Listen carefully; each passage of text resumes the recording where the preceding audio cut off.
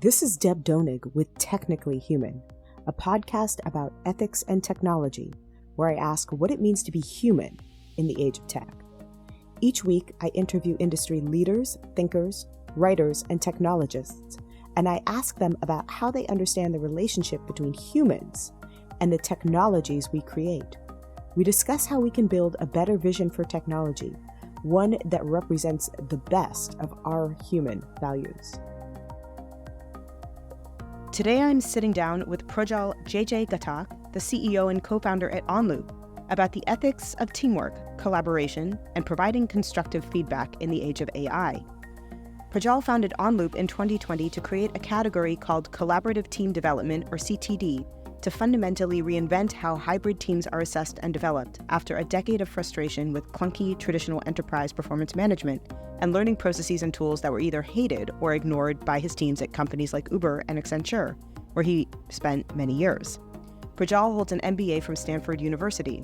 Prior to founding OnLoop, Projjal spent 3.5 years at Uber in a variety of roles, including leading strategy and operations for business development globally, leading strategy and planning for the APAC rides business, and serving as general manager of the Philippines ride business.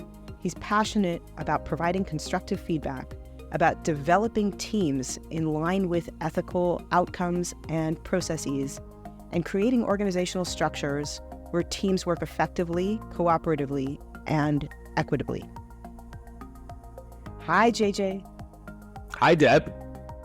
So JJ, I wanted to have you on the show because your work really focuses on team collaboration in workspaces, particularly in the tech industry. And the more I research how ethical concepts and practices are operationalized in tech culture, the more I understand the importance of integrating ethics across the entire team. It can't be siloed. There can't be a separate ethics team working on ethics and then reporting to the entire team they're finding, but it really has to be integrated across the entire system. I'm curious about your experience. What has been your experience? I think that ethics can often be deeply personal, and people have their own basis of what's ethical or not ethical based on their life experiences, things that they've been taught, things that they've been exposed to. And I think as an organization, I 100% agree that it is very, very important to have a foundation of ethics that is true to that organization.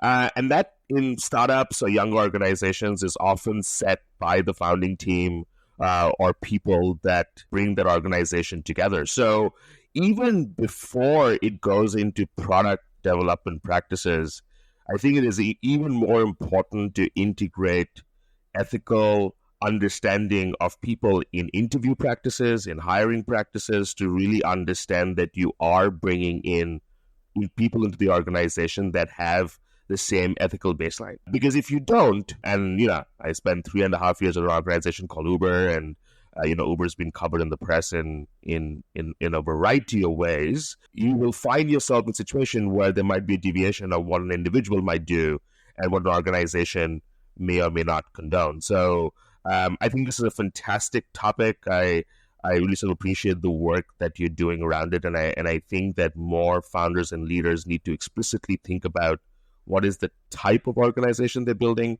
what is the ethics of that organization, and how to better lay that down in every single practice across the org. Well, not to ask you to throw anybody in particular or an organization or company that you've worked for under the bus, but just to make sure that we're saying roughly the same thing. What I'm committed to in ethics is certainly, as you say, the idea that individuals have their own preconceptions about what ethics are, what ethics should be, or what ethical practices to put into an organization or to operationalize. But even if we are all entitled to our own moral suppositions, there are better and worse answers to moral questions. And there are better and worse company cultures based on better and worse decisions about how to answer to those moral questions. So, for example, I would say a company organization that makes the ethical decision that men matter more than women as people to perhaps keep safe or to allow to use the product if the product is meant for both men and women and people who don't identify in either of those categories. And if it's meant to be equitable and somebody decides in the organization or the organization decides that their ethical principles are that men are going to benefit from their product more than women and they're okay with that, I would say that that's a worse answer to a moral question. So again, to say people are entitled to their own moral propositions, but certainly what I think you're saying is that companies need to be selective and choosy about who they pick so that they are clear, number one, on what their company organizations are meant to stand for, and two, that the people that they hire matter, that the people they hire should have a kind of ethics that align with that of the company. And the second thing you said, and I here want to dig in a little bit more, is that you've worked for a company, which we shall not name specifically, that you felt did not have that kind of alignment, either in terms of hiring certain personalities to cohere with a certain set of articulated values, or it didn't have the articulated values to begin with. I wonder if you could give us a sense from your negative experience of what it looks like when a company doesn't have the kind of commitments to ethics and personalities to substantiate that you're describing. Yeah, so before I answer that, when I was at Stanford Business School getting my MBA, we had an entire course on ethics. And one of the distinctions I did draw out in that class towards the beginning, that there is a deep difference between something that is ethical or unethical versus something that is legal or illegal. And people often try and equate the two. But actually, if you ask me, there are things that can be legal but unethical. Lobbying practices can be a very interesting one to talk about in that regard. And then there can be things that are illegal but are ethical, like disrupting criminal or sort of harsh taxi practices around the world that Uber disrupted. But Uber as a company was illegal in many markets because we brought about a transportation structure and approach that many countries were not ready for. And if we had not taken an approach where we sort of took matters into our own hands, we wouldn't have safe and reliable transportation around the world. Now, it gets especially tricky when a large organization is going against the law in many countries. And when you go against the law, you sort of bring people who are fighters for a cause. And especially in those situations at scale, it becomes incredibly blurry as a line to be very, very clear in terms of what is okay or what's not okay. I think the point you brought about sort of treating men and women differently is a fantastic one, especially in companies where we operate around the world, and sort of often as an organization, you have to take a stance that you may not operate in certain markets, or you may not sort of align with the practices of certain cultures if your ethics are different from it. And so I think that understanding your own business incredibly well, understanding where there might be sort of disagreements with established legal structures, established societal norms, established societal ethics, and having internal conversations about it and even better writing internally about it, I think is very important. And you know, I'm very proud of the work Uber did globally as a company. And I joined that organization when we were 9,000 people. I left when we were 27,000 people. But I think as an organization, we could have done a better job in being much more transparent and clear internally as to what was okay and what was not okay. And it is also absolutely true that in that environment, there were things done by individuals that were not okay. And that's because we were not as clear or as black and white as we should have been. I want to dig into this a little bit because, again, you're referring to a negative example where people, specific individuals, it sounds like, and the way that the collective team worked together, the structure of the team, in addition to individual personalities, led the company to do things in a way that perhaps was not entirely ethical and certainly not productive for the product from that company. So I guess the question here is, how does a team's organization and its structure play a role in the product's development, particularly in its ability to embed and follow ethical principles? And if you could answer that question maybe with a case or a specific example, it would really help us to crystallize how exactly that role of the team's organization and structure plays in a product's development and its ethical principles, or its ability to adhere to ethical principles, broadly speaking. I'll give an example, and it's not an example that I was involved in the decision making, but it was a very interesting and difficult ethical dilemma for us as a company. So in Brazil, where Uber still operates a very large business, we had several cases where drivers were getting either stabbed or robbed, or even in some cases killed, when they were picking up riders in certain dangerous neighborhoods. However, for those riders in those dangerous neighborhoods, there was no access to any other transportation method other than Uber. So on the one hand, we were able to provide a very important utility to people that did not have access to that before. But by providing access to it, we were putting certain lives at risk. And we had to sort of find an approach that felt ethically aligned to what we should be doing as a company, and sort of overall we believed caused the least harm. The solution that the company sort of went with, and we actually had massive investments in trust and safety at Uber over time, and trust and safety really got embedded into how we thought about product design and sort of the design of our services and how they're done. And I think design is an area where calling out ethics very clearly in the product design process is probably an area where embedding it is one of the most, I would say, meaningful places to do it. But the decision that we made as a company is that we would not allow unidentified riders to be picked up, especially in certain neighborhoods. If you were requesting for a ride in a certain dangerous neighborhood, you had to be a rider that was identified by a credit card or a national ID. And we would also minimize cash trips taken from dangerous locations. And that was sort of the happy sort of medium pathway we found as a company between, on one extreme, blocking access to transportation for certain people versus putting lives at risk. And those sort of ethical challenges at Uber came up very, very often. And you know, when I was at the company, we were doing something along the tunes of 90 or 100 million trips a week, which is 15 million trips a day. And so we used to say 1 in a million episodes happen 15 times a day.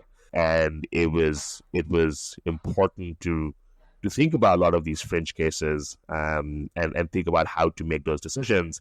And because the company grew very quickly, often those decisions were decentralized. And so there were individuals making that judgment call in operations teams around the world on how to go about that. And so when you're operating things in the real world, when you're operating software, obviously there are big ethical considerations. But even when you're running things in the real world, it becomes even more poignant on how you deal with it.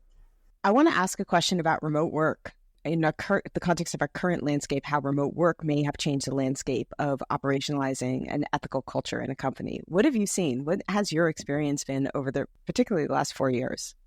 I think embedding ethics into a culture is like embedding anything else into a culture, whereby if you're able to reinforce it often, if you're able to live, breathe it every day, it becomes part of the DNA, whereby people don't have to be reminded of it, or people don't have to be shown a handbook every once or often to be reminded of how things are done. And I think nobody will deny that remote work today, the technologies that we have, so we don't live in a world yet where we can do immersive virtual reality, whereby people might feel like they're working in one location, even by being despite in different locations. So today, the immersiveness of being in one physical location is still significantly better than the immersiveness of being in multiple locations. I don't expect that to be true in a decade or two, but today that is the case. And in that environment, I think it is significantly more challenging to embed culture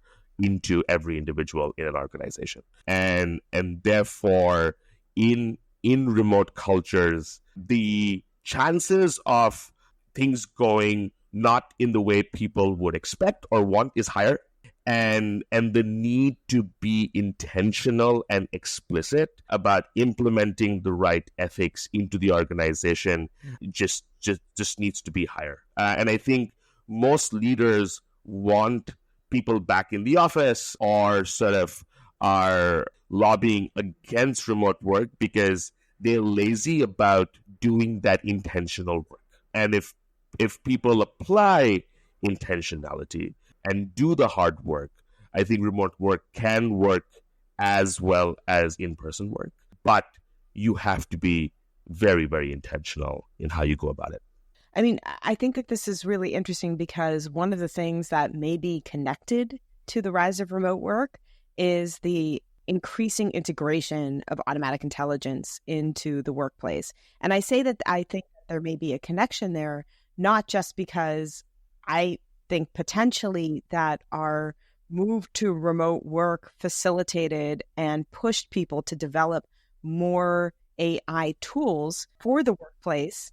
I look at some of the generative AI tools, for example, that are being created. And to me, there seems to be an obvious connection between the way that customer service moved increasingly to online contexts, the way that many of our tasks moved to from person-to-person interactions to online interactions. It seems to me that while many of the in-person interactions probably are not replaceable, many of the interactions, once they were made online, could be automated.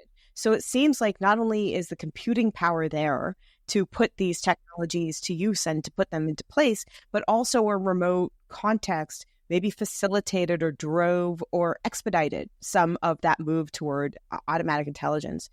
I guess the question here is, I'm wondering whether you think that AI has changed or is changing the composition of an ethical workforce and work of ethical teams. In other words, how is AI mobilizing or changing the way that teams work together in their capacity to do ethical work, if you are on board with my proposition that it may be in fact doing so?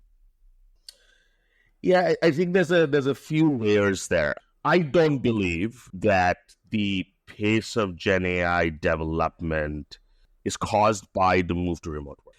I think that remote work, to your point, leads to people working digitally versus in person. And when things are done digitally, the way to apply efficiency using artificial intelligence is higher. And therefore, I can see how the use cases for how AI can be used are greater.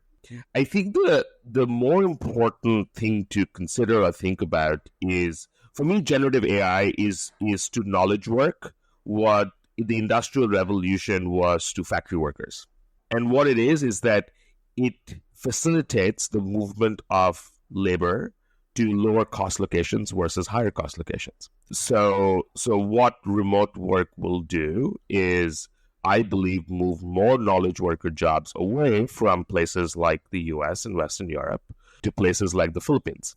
And actually, the Philippines today is the largest exporter of non-technical knowledge work globally and stands to benefit significantly from the use of generative AI at work. And I think that remote work will therefore accelerate how Gen AI is used, because it will change the global allocation of knowledge worker labor, and it will be accelerated by Gen AI tools. That is my belief, and that's where I would sort of correlate sort of remote work and Gen AI. Now, on a question on how does remote work and Gen AI change the ethics of the workplace? I think ethics in the workplace is also a broad topic, right? So there are ethics which related to product development. There are ethics related to how people interact with each other. There are ethics related to sort of how people treat customers. I don't think the same answer applies to all. So I might require a clarification on, are we talking about one of those specific pillars, or are we talking about it more generally? Well, this is such a great question. I'm so glad you asked that clarification question, specifically because I think that in this show, we have spent a lot of time on the ethics of product development. We spent a lot of time on ethics of users or the ethics of endpoint consumers or buyers. I actually haven't spent that much time on the ethics of how teams work together, which I know is your specialty. So maybe we could actually delve in specifically there, given that the show has had a lot of commentary on the first two and very little of that last one, and that's your expertise. So, and it's a fascinating topic, and I think this is where I think it is hard to paint things with a common brush, and there's a lot of differences between sort of high cost labor countries and low cost labor countries. So we're seeing a massive movement in the world right now of doing less work. And I think that happens in every generation to some extent. I think the generation above us, I think, called our generation, lazy and not desirous of working hard. And I think I'm getting to an age where I feel a generational difference between myself and the next generation. And as we think about things like quiet quitting and people believing that work should be done purely to earn money and then life should be lived, I think there are massive differences on how people relate to work in different parts of the world, how they think about how many hours someone should be working or not be working, and sort of how we should think about that relationship between someone sort of, really giving their heart and soul to work versus doing that for an income. And as someone who runs a 15-person startup, I think that I definitely don't work a 9 to 6, and I think it's very hard for us to survive or thrive in sort of difficult economic conditions when someone believes that they should be working 8 hours a day and no one should be getting in touch with them outside of those hours. And there are countries in the world now passing laws around not being able to get in touch with folks outside of quote unquote working hours, and sort of creating sort of this adversarial environment between employers and employees, which I think is incredibly detrimental to organizations and individuals. And what that sort of forces organizations like ours to do is to really rethink where we're hiring people and whether we are able to shape the culture and ethics of the workplace, or whether it is shaped by wherever that person lives and what are the broader societal ethics or policies with regards to the workplace. And I think this is where organizations differ a lot. I think if you ask most startup founders, they will tell you that the notion of work-life balance or work-life differentiation is a great thing in principle, but a tough concept to execute. But if you work at a large tech company, it is much easier to find those work-life balances. And I think that especially in terms of how teams collaborate, what is okay, what is not okay, what is the culture of an organization. I truly believe that those things are deeply personal. I don't think there is a right or wrong answer. And I think an organization needs to decide. My wife works at a large tech company and has 6 months of paid maternity leave. I don't think that is affordable for very young companies. And they would need to do a shorter period. Now, is the right period 2 months? Is the right period 3 months? Is the right period 5 months? It's unclear. But I think it's very important for a company to be clear about what their right approach is. And I know for a fact that I've made the mistake of not being as explicit as I should have been. And we had a situation where a great employee of ours got pregnant, and my expectation was she would be okay with 3 months of paid mat leave, and she wanted more. And there was an impasse, and my mistake was not to be explicit about it. And I think as leaders, we have to be very, very explicit about sort of what we can do and what we can't, so that people can then make those choices as to, I agree, and therefore I'm happy to work here or be part of this organization or collaborate with these individuals, or I don't agree, or my ethics are different, or my sort of desires are different, and therefore I won't. And we're seeing this right now with Israel-Palestine and protests around the world and people in companies and universities protesting. And I think it's happening all around us in terms of what are the right ethics for a company or an organization. And if someone believes they want to stand up for something, how should companies respond to this? And I don't believe there's one right answer. I think it's deeply subjective.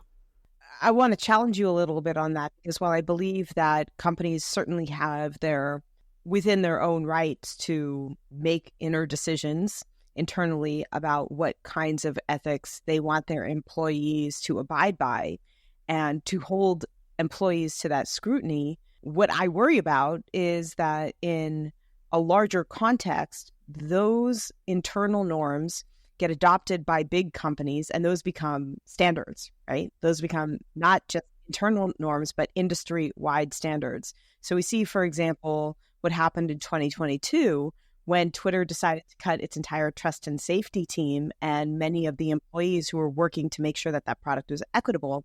That didn't just stay within Twitter.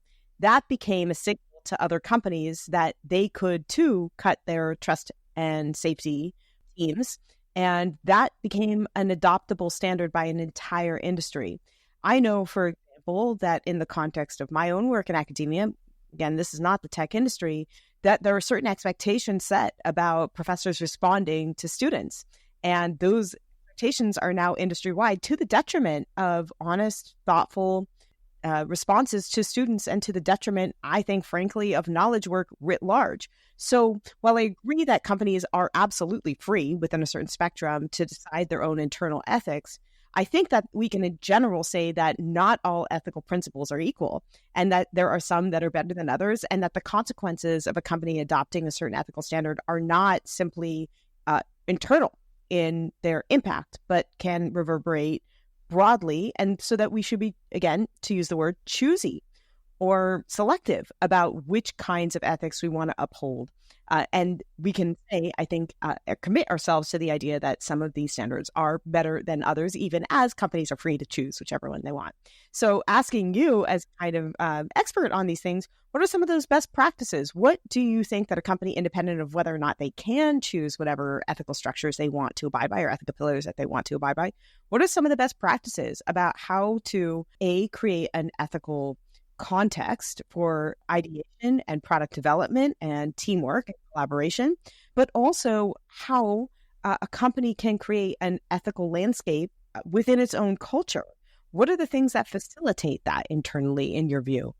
Yeah, and just for the record, I am no expert on ethics in the workplace. So I would never consider myself an expert in that topic, and all my views here are opinions and not expertise. And Elon Musk is definitely not an expert on ethics in the workplace and how they should be applied to businesses.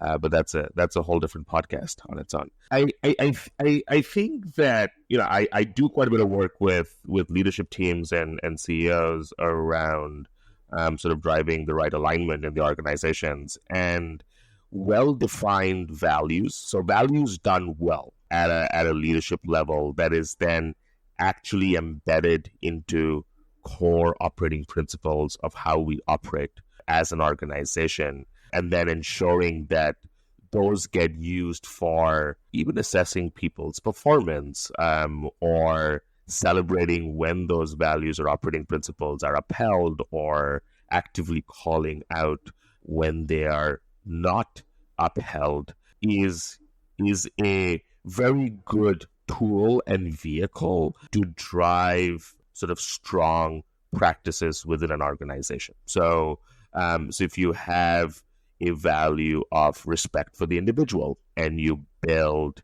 a operating principle around we seek the truth and we disagree respectfully, and you sort of walk through how constructive conflict or debate happens in the organization, and then you're able to model that out as a CEO, as a leadership team, I think you can then make sure that nobody feels disrespected or nobody feels treated badly in the service of the truth. And actually, Kim Scott wrote a new book called Radical Respect, because her book Radical Candor was sometimes sort of weaponized by folks to be rude or aggressive towards others in the sort of service of candor.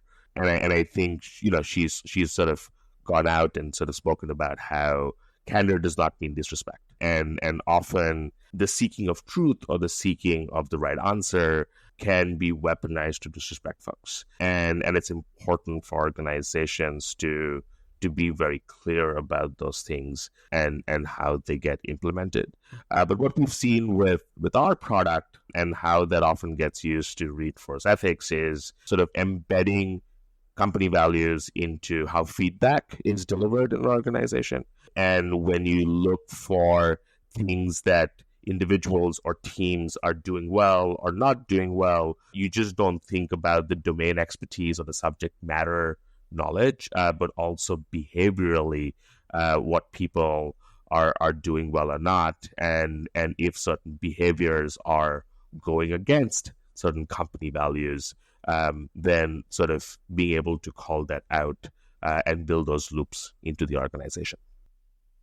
I want to talk a little bit about this domain of your expertise, and in particular, delivering employee feedback using AI to do so, and how all of this amounts to an impact into the ethics of a company or the cohesion of a company team. Can you talk to me a little bit about some of the challenges or problems or consequences of giving bad feedback? What do companies and managers and management teams face when they are trying to provide feedback? What goes wrong? What are the consequences of things that do go wrong? And how can AI potentially transform or change that or alleviate some of that damage or negative consequence? Great question. And this topic I do have expertise in, so I can speak to it better. Now, I think that feedback and good feedback is one of these things that we have tried very, very hard and spent billions of dollars to get people better at, but I think we failed. Why? Why are we spending billions of dollars? What is so tough about providing good, thoughtful, constructive feedback? So first of all, feedback doesn't... So there's a myth about feedback that feedback always has to be constructive and feedback has to be about someone else. And there are really 4 types of feedback, and actually celebrate feedback. So telling people very specifically what they did well is probably even more important than constructive feedback. So celebrate feedback and improve feedback are 2 different types of feedback.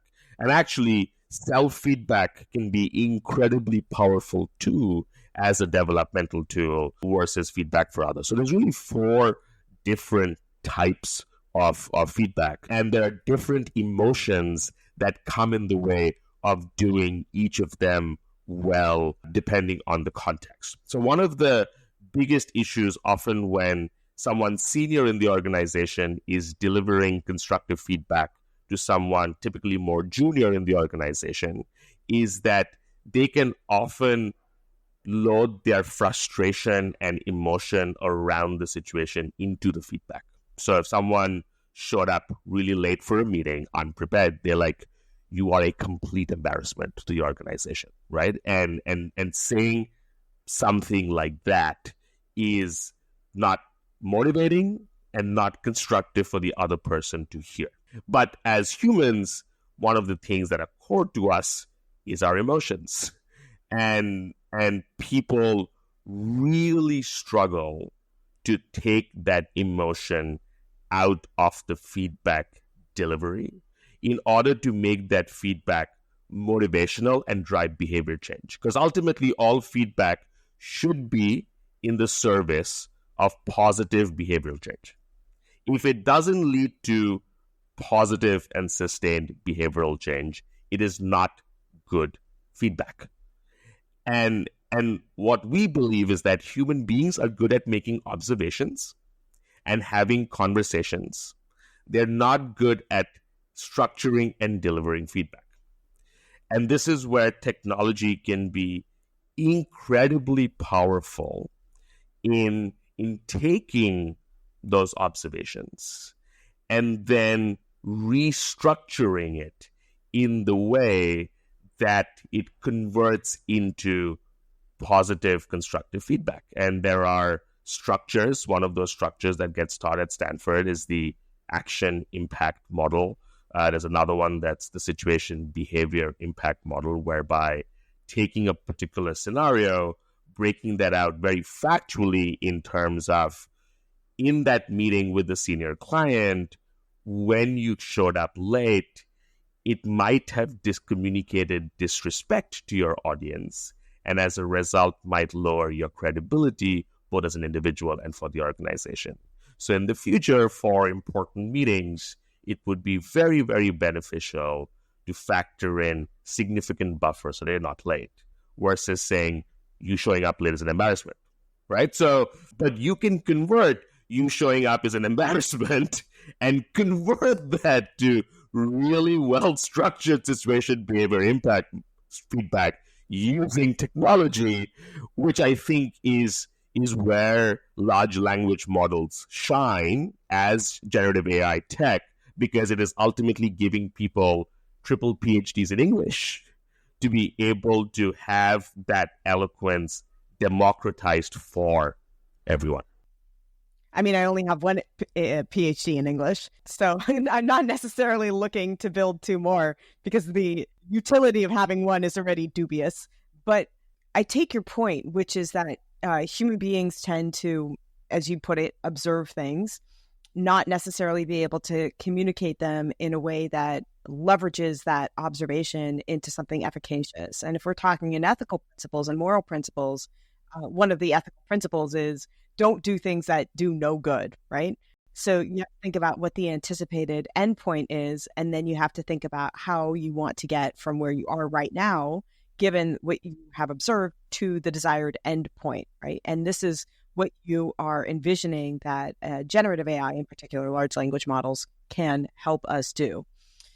My challenge here, or my problem in thinking about this, is that in the kind of interim space between observation and communication lies, in your view, at least I think the premise that I'm uncovering here is a certain formula.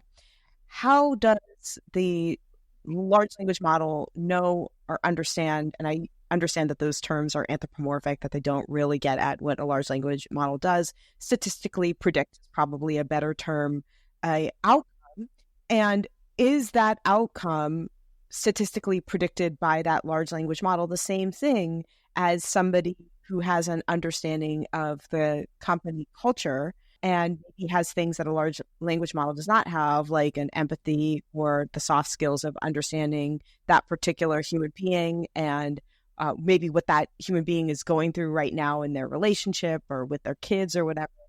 How does that large language model intervene into making that efficacious commentary that would drive a morally significant behavior for the better, without taking into account all of the things that large language models just simply cannot take into account because they are, at best, highly productive statistical models capable of making predictions? So great question. And I think this is where I will say something controversial. I think machines can be better at being empathetic than a large number of humans in most situations. Depends on who you hire. And now we go back to the culture thing. I said most humans. I didn't say all humans. And I think what often comes in the way of empathy is your own noise or your own voice on what's going on for you. And I think what machines are able to do is be entirely in service of the other human versus sort of be in service to themselves. So one of the things that we often think about is how can we give managers an AI copilot to ask the right questions depending on what the situation is. And to your point, I think empathy is sort of leading with curiosity, asking the right questions, knowing what to ask in the right situation. And the body of knowledge that a large language model would have with regards to situations they have seen is significantly greater than what many humans might have encountered. Now, that delivery of that should always be seen as a co-pilot, and which is why I think that even in our product, when we transform that observation into feedback, we don't deliver it to the other side. We get it back to the author. and the author is then able to then decide whether they share that as is, whether they use that to teach themselves, this is how I should go deliver it. So actually now I'm going to do it without the machine and do it myself, or they can edit it and send it out. And I think that where the mistake people think about Gen AI is they think about this as a binary human or no human. I think that is absolutely the wrong way to think about it. This is purely an augmentation and a co-pilot relationship that exists between the human and the machine. And a very good example of this is I have now become a better parallel parker because of cameras that exist in the car. Because now I know how close I am to the curb because the technology now exists to help me do that. And so our hope is that we would love people to not need OnLoop or a product to be amazing at having tough conversations and delivering feedback. In my experience, I would say that is sub 5% of managers. And I think it is sort of an irrational expectation to expect that 5% to become a very large number overnight without machine assistance. And what we truly believe is that we can grow that number if we are able to show people what good looks like and give them a technology co-pilot to move things in the right direction. I wonder if you could help me think through one of the complexities here in what you're proposing, because to me, one of the complexities in putting machines or highly superpowered data centers in control of assessing and making decisions and articulating commentaries about human behavior, especially when those commentaries go into things like employee personnel files, is that if a receiver of that feedback then has a dispute with the feedback received, there is an asymmetry oftentimes that I have witnessed between the ability of somebody to provide feedback to the feedback when the feedback is delivered by a machine. So for example, what happens when a human and a machine dispute a certain finding or a certain outcome? We have seen, for example, in the context of something like AI judges, that when an AI judge provides a assessment of a situation in the context of something, for example, like a loan or an assessment of a social care worker about whether or not a situation is, for example, dangerous for a child, an AI or an algorithmic decision oftentimes over inscribes any human assessment or the human ability to challenge that assessment. So what you're talking about here is a delivery mechanism that I would argue not only exists as a delivery mechanism, but in a sense has the power to ossify and to overdetermine certain feedback that a human being may not be able to speak back to or dispute because the machine is considered to be, quote, impartial or reasonable. So I'm wondering if you could comment a little bit about how this technology, as perhaps as good as it may be at mitigating bad managers, changes the balance of power between an employee and a manager to the point that an employee can dispute an assessment. So you bring up a great point. And you know, I say this often. We today live in a society where we have to blame a human if something goes wrong. And that's why we won't have machines take over, because that is a societal construct of how we live, which is why I talk about the co-pilot model, because ultimately we will make a human accountable in sort of the court of law or in the court of public opinion. That is societally ingrained to how we operate. Now, if we use machines to rate 50 people in an organization on their ability to exhibit attention to detail, I have absolutely no doubt that is a fairer system than 50 individual managers with their own definition of attention to detail rating 50 other people on a scale of 1 to 5 how much attention to detail they have. However, that rating system is still then sort of rolled out by the organization, and that organization has a leader at the end of the day who is effectively accountable for that. What that now does is that it does sort of move that adjudication away from a individual manager who an organization might have much less control over in them doing that assessment in an accurate manner versus a centralized system that is tested, pushed, understood, challenged to make that decision on a uniform basis. And I absolutely believe that is a fairer system than what happens today, where arbitrary managers are deciding whether someone meets expectations or does not meet expectations. And then it ultimately boils down to who the manager likes and becomes much more about visibility and politics than actual work done. And a term that I use a lot is called eloquence bias, and that workplace outcomes are largely determined by how eloquent you are or how eloquent your manager is. And that typically tends to favor straight, white, cisgender, extroverted males more than anything else in the workplace. And if we're able to apply uniform analysis using technology to assess and understand how good someone's work is, I absolutely believe we'll live in a better world than status quo. What should a tech worker look for in terms of signs or signals, or what questions should a tech worker ask before joining a company if that person wants to join a team that has a culture that is likely to be ethical and equitable, with managers who are reasonable, who think about providing good feedback and genuinely helping people to succeed in their company? And I also think here, not just about the worker experience, but a worker who wants to intentionally work on products that they believe will be both ethical and equitable in design and in consequence. What should they look for? What are the positive signs? I think the most important thing is people doing back channel references to understand how people in the organization today feel, and also try and find people who've left the organization and why they might have left. Now, there are organizations like Meta, for instance, that hire hundreds of thousands of people at this point, where different employees might have very different experiences of how they experience the organization.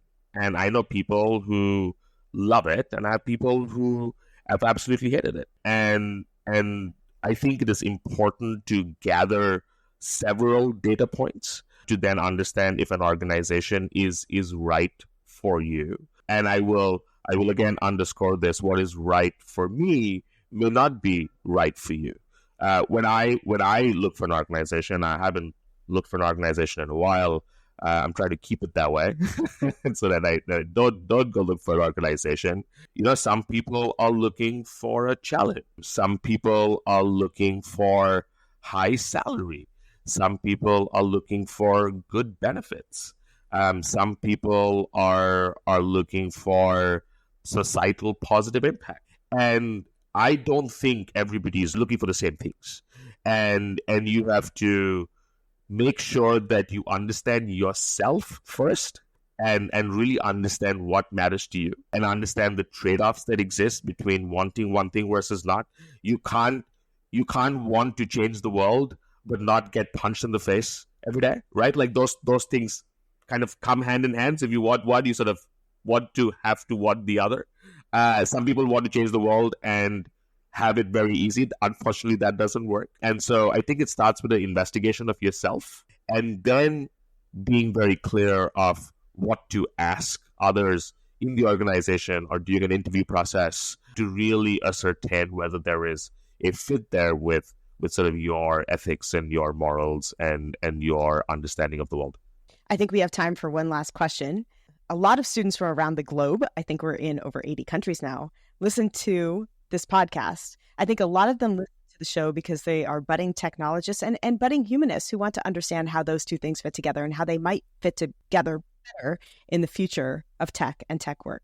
What would you want that global cohort of students to know or understand or consider as they navigate their careers? Yeah, no, it's a great question. And I think one thing that I worry a lot about is the lack of first principles thinking or critical thinking because of us living in a instant gratification click on headline, share headline, sensational world. And I think one thing that is very, very important is to stay incredibly curious and think critically about anything that anybody tells you, and to try and go deeper and sort of really push it to the second, to the third, to the fourth degree to really understand it truly, versus really believing what you see on the surface.